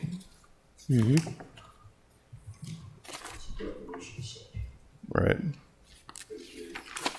Actually, it's in the section that says short-term rentals. Right. Amendment 23? That's what's labeled on the red line copy? Okay, I was using the copy that's listed as second reader in the ordinance catalog. It's got a number 6 in the top right-hand corner of what Takia handed out to you. Right underneath this one. No. And then page 8 is the highlight. I thought we had gotten rid of all these different copies. Number 7. We do have a It has a clean, 7 in the top right corner. Okay, Okay. cool, cool. clean copy. Okay, so this is copy So- number 7, page 8, Page 8, line 8. line 8. Yeah. Okay. Okay, so in this particular section, you're saying that you may only hold one short-term rental operating license. And if I understand it, you've defined a person as a legal entity as well. So I could apply for a short-term rental license in the name of an LLC. Like John's LLC is the applicant for this particular rental license. And then down the street somewhere, I create a new LLC called Manassas LLC, and I say that I'm the applicant for this LLC over here. From an enforcement standpoint, I'm not exactly sure I'm supposed to figure out that John and Manasseh are actually one person who now has applied for 2 rental licenses. As you might be able to understand, it's hard to figure out who actually owns this and who's the applicant. If you create all these LLCs, and you could have dozens of LLCs. There's no limit to how many LLCs you own. But if you have the name of the representative, does that tell you something? But this code speaks to that. We define a licensee as a person who obtains the license, and we define a person means an individual or legal entity who, as an individual, has ownership or beneficial interest. Now, you're right. Somebody can do that, but if they get caught, Right. then we find them and we go after them. All I say here is that I have experience in this, and that I've chased down these things where the LLC is the owner, and I go to the SSTAT page and I look up the resident agent. And I find that the resident agent's another LLC. And so then you have to research that LLC and try to figure out. And so some of these are 3 people deep. And then you finally find like where they actually have a name and an address. And then you call that person and you send them a letter and they say like, I'm not a part of that LLC anymore. I'm sorry, that's dissolved years ago, and we're kind of stuck. But I just want you to be aware that that might happen, and we might have to do some digging to figure out who owns what. It's just not that easy. But we can handle that. You're on the list. I have something to say. Okay. Alderman Gay, I think, was next. I'm sorry. I have a list. So the first, you first mentioned owner occupied. So if it is owner occupied, in order for us to save money and time efficiency with staff, does it have to be inspected the same amount of times as one maybe that is owner unoccupied because it is someone's primary residence and they are there most of the time, or? Yes. Still the same? We do inspect them all annually. Okay. And so wouldn't the whole house rental, what he was describing, if a whole house rental is basically an owner-occupied Airbnb. Like I just stayed in one when I traveled. It was the person's home. They lived there, and they had 3 extra rooms, so they rent out those rooms. That's technically still an owner-occupied Airbnb. It wouldn't be considered a shared space, would it? Because the primary resident resides there. But owner or a whole house rental means just that. Am I wrong? I mean, if Well, you're renting 3 different rooms to 3 different people, that's not a whole house rental. When I think of a whole house rental, I'm thinking that I want to rent the house, and when I come there, I'm going to have run of the whole house. And I could bring in my family or extended family, and we could stay there for the weekend kind of situation. That's what I've envisioned as a whole house rental. Right. But the other model is that there's somebody living there that rents the room, and they could rent as many rooms as they have bedrooms to different people. And that's where I'm saying we get into something that nobody really thought of, or at least I didn't think of when we were originally discussing Airbnbs. Well, I think, first of all, we have to be clear of what a whole house rental is. It concerns me because if you actually use the app, the verbiage of the apps and how people advertise their homes can be as a definition, as you said, whole house, where I get to the house and I have the entire house to myself, or as an example, when we went to Detroit, they said whole house, and it was, we had access to the entire house, but the owner was still living there. So I get confused, and I think that we would get confused in putting that, the definition of a whole house into this legislation and then trying to decide down the line, oh, well, is this a whole house rental or is it a room sharing system? I think he raises a valid point is what I'm saying, but I just don't understand how we define whole house rental if it's not clearly defined in our code, or if it's not clearly defined in the technology that, whichever technological platform that they decide to rent on. And then I think I heard you saying 2 different things, though. You went to Detroit, you were with a group. Yeah. And your group rented a whole house for each of the parties within your group to have their own room. Yeah, it's a whole house. Yeah, but that's why I'm saying I'm confused, because there's 2 separate ways that you can do that process. The first would be we all individually sign up to rent those rooms, and we stay with the owner. That could be whole house, or it could be the owner leaves and we rent the house as a group, and that's whole house. So that's why, like, how do we track down, is it a group rental or is it an individual rental that it could still be a group? I just don't want to get caught up into. Well, and I think there are 2 issues, whether it's a whole house rental or not, and whether it's the owner stays on the premises when it's a whole house rental or not. And is there a difference, John, Mr. Manassa, how do you, or do? Well, the one thing that I would say right now is we don't allow individual locks on bedroom doors, because that indicates that there are maybe different groups staying in one rental, and our current ordinance doesn't allow for that. Like, one group is supposed to have the whole house right now. So we don't allow individual locks on bedroom doors. And if it was the type of model that had a number of different rooms available that anybody not part of a group could then rent, that you would likely see individual locks on the doors, because you would want some degree of privacy. You know, I'm here and I'm going to run to the dinner, and what do I do with all of my stuff that's packed up in my room? Do I have to move it? Do I leave it unlocked? So that's just a consideration that I would look at. There may be a slightly different safety factor. But in relation to fire and knowing what's happening around you, but those are pretty small distinctions. I just think it's something that I think defining it does help. If we defined an owner-occupied rental versus a whole house rental, maybe that does help clarify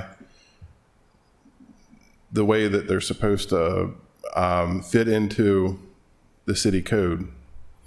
Can Can it we also count? be related to the duration of the stay? Like, if you're doing it as a rooming house, you're there for a long time. You're not there for just a week or two. You're there with your stuff, with your computer and your stereo set and all that for a year or whatever, 90 days, whatever, longer than the typical short-term rental concept.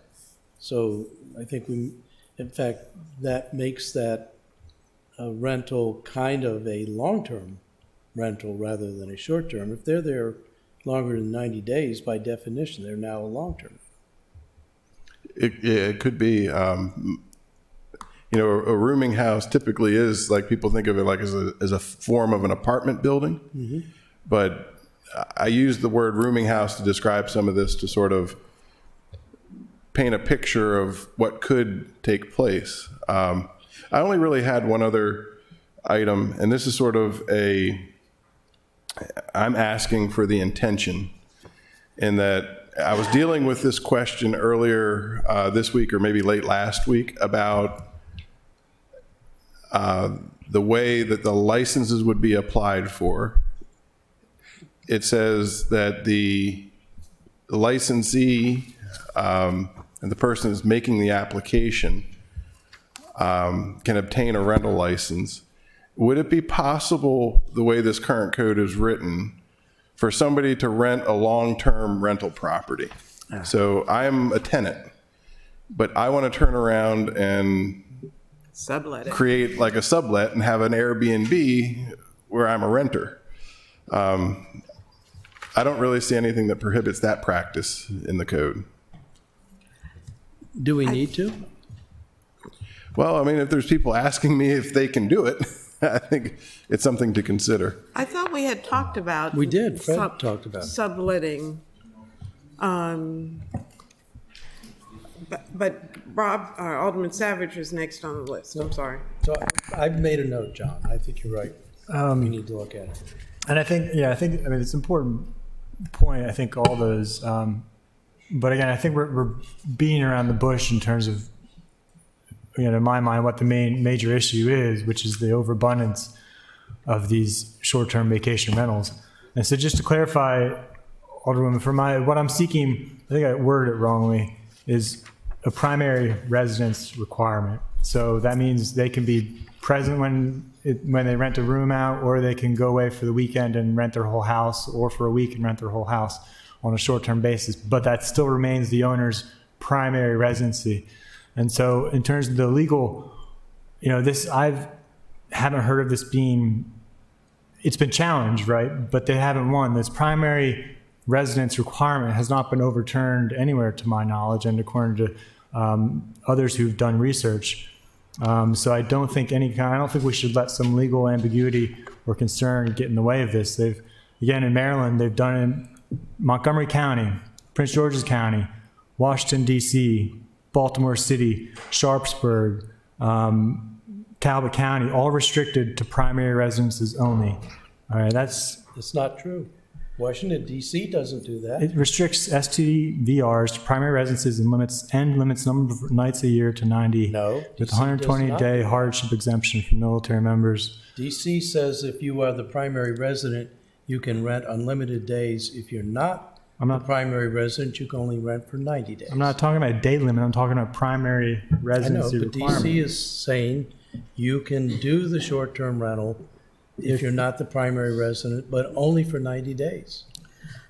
That's I don't know DC how We'll have to, but I don't know how timely the data is. We just got an article about Montgomery County where they're having issues with their legislation. So in terms anyway, of, yeah, well, I mean, I could even list all the ones around the country that have done primary residence. There are plenty of them. So, again, but I think in terms of getting something done, you know, I've heard getting a handle on things, but again, I argue this is not going to get a handle on things. It doesn't change anything from what it was before in terms of a license was required before, inspections were required before. Why do we expect this to suddenly magically work when this doesn't change anything? All it does is make it a little more restrictive. We're still going to have the same problem we're going to be missing out on some of in terms of what's actually inspected and what's licensed. So it's not going to change that. I think if we have had these, and again, I think we do have some sound data. There's also been question about the data, but I think if you review it, you'll see that it's pretty sound and their methodology is sound. It's the most sound data we've received from anybody. And to my colleague from Ward 6, you know, this doesn't eliminate the idea of short-term vacation rentals. It still would allow somebody in Ward 6, Ward 7 to have a short-term vacation rental, my amendment, if that was their primary residency, primary residence. And so, again, and I think, let me ask you this. I mean, suppose this ordinance passes as currently amended, right? And we somehow magically get all of this licensing information that you say we're going to get. What are we going to do then? I mean, the data is going to show, it's probably going to show the same exact problem we see now, which is a high concentration of short-term vacation rentals downtown and in Eastport. So what then? Once we actually get that supposedly proved through the licensing, what are we going to do then? Are we going to do the very same thing I'm advocating now in terms of limiting to only primary residents?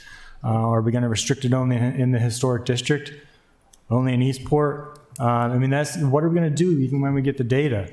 And I think we don't. And what about those of us? So anyway, I don't think Ward 1 can afford to wait. We've seen this data, especially for Ward 1, and I am interested to see it for the other wards, where we know it's a problem. You know, I'm trying to channel our Ward 1 representative here as much as I can, but if that was my ward, I would be livid because the problem is demonstrated and we're not doing anything about it. And that's in my mind, that was the whole purpose of trying to get this ordinance passed. So I think in terms of the unintended consequence, you know, I haven't heard any example of what an unintended consequence would be, Alderman. I mean, you say that's one of your fears, but what would this do? I don't think it's going to have any kind of negative impact. On the contrary, it's going to bring in more long-term rentals, right? More residents into our neighborhoods, build that community. It's going to put more houses on the market, which is going to potentially drive down housing costs. That's one of the benefits I think. That's based off of assumption, though. That what's yours based on? The fear. Excuse me, Madam Chair, I believe I was next. You're out of order, speaking out of order, but I mean, that's one of the things is like your fear is based on an assumption, right? So I guess we're both based on assumption. Then. Yeah, right, exactly. My assumption actually has data that's attached to it. Yeah, that's not data. Okay, though, because Alderman Gay, You're out of please. order, but yeah. Just for the record, you have short-term rentals in your ward, and they're not owner occupied. I don't know why I got the emails about it, because they're your residents. So just for the record, I'll find them and send them to you. Alderwoman Pendle Charles is next on the list. Oh, I'll defer my time to Alderman Payam. Yeah, she raised her hand first. I know something about that side of the room. I'm sitting over Raised it there. before he did. Alderman well. Payam. Just give me back for being a Republican. Okay, so do I move on to? Actually, I've been to went to a party at a short-term rental in your ward a couple of years ago. But Mr. Is that the one the house was destroyed? Not at this party. Trust me. Not at this one. Mr. Manasseh, you mentioned and you talked for a few moments about rooming house, and I have to ask you this question because I am having a constituent that is persistently coming up with statements like, we can't have roommates anymore in the city of Annapolis. They're illegal because it's a rooming house if you have a roommate. And can you tell me what your definition of a rooming house is? I mean, let's say you move out of your house, you have 3 bedrooms, couple baths. Alderman Arnett, myself, and Alderman Gay get together and we decide, hey, we'd like to be roommates. We need a place to live. I sign the lease. We all split the rent, split the utilities, whatever. That's not my idea of a rooming house. Am I correct in that? That's different from you're living there and you're saying, I'm going to rent the other 3 bedrooms out for $200 a month or whatever.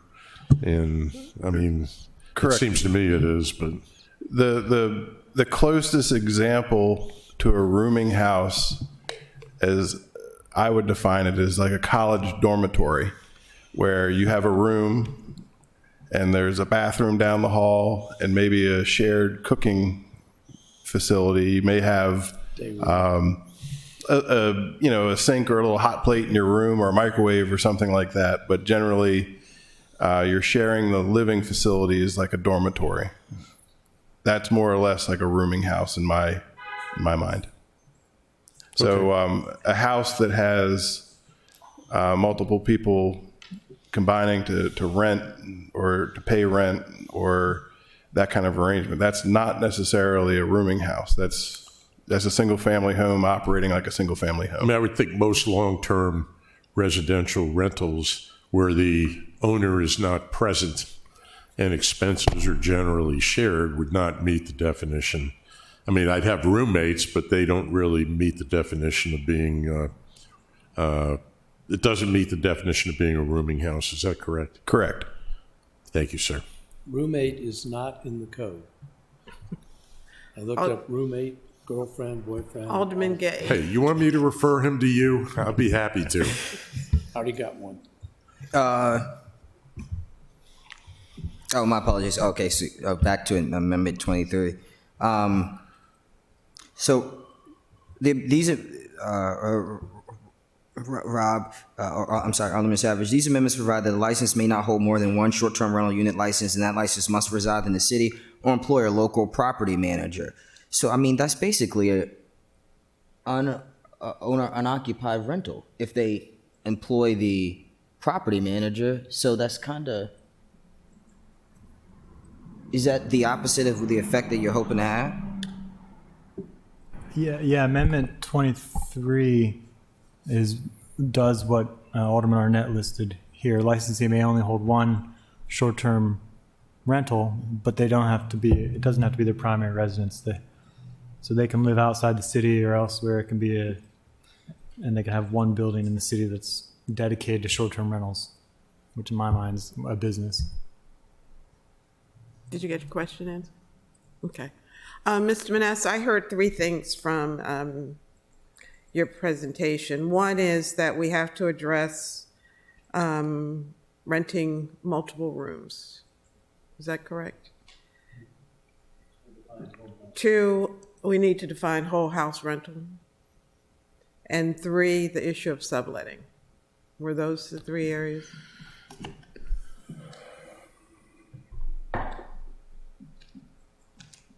Yeah, that's that's in essence. I would sort of maybe narrow it down to two. If you define whole house and individual room rental, if you sort of clarify that a little bit, that's one issue and that solves one problem. The other being subletting. Okay, so defining whole house is crucial. Yeah, what it means, and if there's any difference in the way they're treated. I don't. Mm-hmm. The thing I heard was how we're going to get at people using LLCs. And I think that's a tough one. We're prohibiting it, more than one, but you're right. You have to do a lot of work to track that down, and probably at the time of application. I would imagine there are ways to tackle that. It may not be clean and efficient as just saying it has to be a person, but it's just a process we'll have to get good at. Well, do you have the capability as staff to do this? Is it doable? That's a budget question. No, I think it's doable. I really do. I think once you have an established body of the new ones that we would expect come into the system, and we've worked through all their licenses and applications and understand sort of the background of that particular owner, I think it won't be that difficult down the road. It may be the first year is a little bit of an exercise, but after that, I would think it's better. I wouldn't necessarily, I pointed it out because it is sort of a problem, but I think we can solve it. Okay, May I thank you. speak up on that? Ms. I'm Sutherland? gonna question the ability to do that, because I just set up an LLC this past week. I set it up, I have a resident agent. I could have called it anything. Alderwoman Pindell Charles could be my resident agent. I can set up another one, call it something completely different. Alderman Payon can be my resident agent. I could set it up, I could have 100 LLCs, 100 different resident agents, call them 100 different things, and you would never know it was me. So I don't know how you're going to do that. Well, because you're not doing it as a house. So we can go to the SDAT data. And You we can can go try to the track down. you can go to the SDAT data, but what do you mean I'm not doing it as a house? You're setting up a business to do business, not business to do something rental. out of a home. Well, not Out a of a bit, resident. not a business to have a short-term rental? Right. Well, but I So- could have set so up a we business, have- I could set up Sutherland Short-Term Rentals, and Alderwoman Pindell Charles can be my resident agent. I can set up, if it's not taken, Arnett Short-Term Rentals. And Alderwoman I'm already doing Finlayson it. can be my resident agent. I've got You would 3 of never them know in those Ward were 1. connected. I could set up dozens of them. Does it not ask for an address anywhere on the application? A business address. P.O. box, it could be anything. No, I've had this experience, and it gets even more interesting when the resident agent is an LLC that's out of state, and you can't use SDAT. But I've tracked people to Virginia and found them. It's just difficult, but it can be done. If I have hundreds, it's going to take a while. So, and I would also think you need to ask the city attorney whether your definition, so a licensee is a person who obtains a rental operating license, and then a person is an individual or any legal entity in which an individual has an ownership. That's your LLC. That's right. So it's not saying I can only have an ownership in one LLC. It's any legal entity. It's when you trace it back, It- it's saying you can only have one. Whether you're a person or a person with an entity. A with an licensee may interest. only have one. Right. A licensee may be any legal entity. If I have set up a legal LLC, Right. it is a legal entity, I can have a license. Right. One. Well, where, no, that's not what, One. so I would ask you to confer with the city attorney as to whether that interpretation is correct. It might be. I'm not saying it's not. I'm not being truculent. I'm saying you ought to ask the city attorney. We did. But All right. Any other, Alderwoman Pindell Charles? Thank you, Alderwoman Finlayson. I had a situation in my ward, I think there were 8 different properties. One property had all 3 names on it. 2 properties had like 2 names on it. Maybe 3 other properties had 1 name on it. It was a multiple situation. And the person or persons lived in Crownsville. You remember that? I don't remember that particular one. It was a sorting of out of a mess. So as my mother-in-law used to say, a gumbo. That's what it was. But that's what was going on. There were 8 different properties and there were multiple names, but there were only 3 names. Some had 2, some had 1, some had all 3 on them. Okay. Alderman Arnett and then Alderman Savage.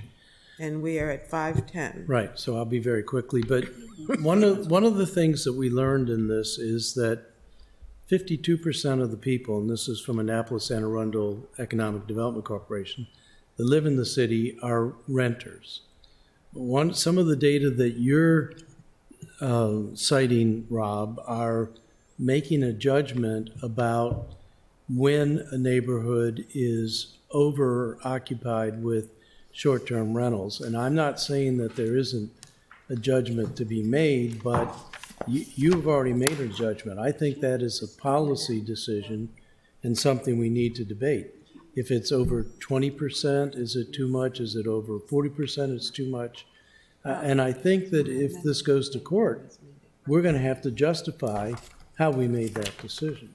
So I don't think we can just label it as too much. There has to be a underpinning and a rationale to it. That was short. Yes, thank you. Alderman Savage. I agree, and that's why I say we should model it off of other jurisdictions who have been doing this successfully using the primary residence requirement. But I also think, again, that the overabundance is the major issue we need to be addressing here, and this does not do that. So the other things I wanted to just bring up were other amendments I've heard from people. So changing the definition of the rental agreement, I forget the term that was going to be adjusted, but to exclude oral agreements from the definition. You may recall we received some testimony about that. We also we talked about the multiple units or licenses in one building. We've received emails about that. I guess that's about it. Okay. All right. Thank you.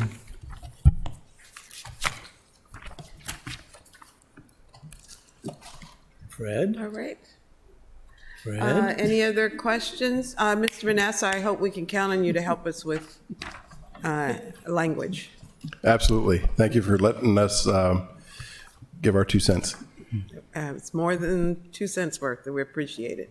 Thank you. Fred? Madam City Attorney? The agenda is complete. All right. Is there Fred? anything else for the good of the order? Alderman Payon? I think adjourning would be for the good of the order, and I move that we adjourn. Okay. Second. Is there a second? All in favor? Aye. Thank you very much.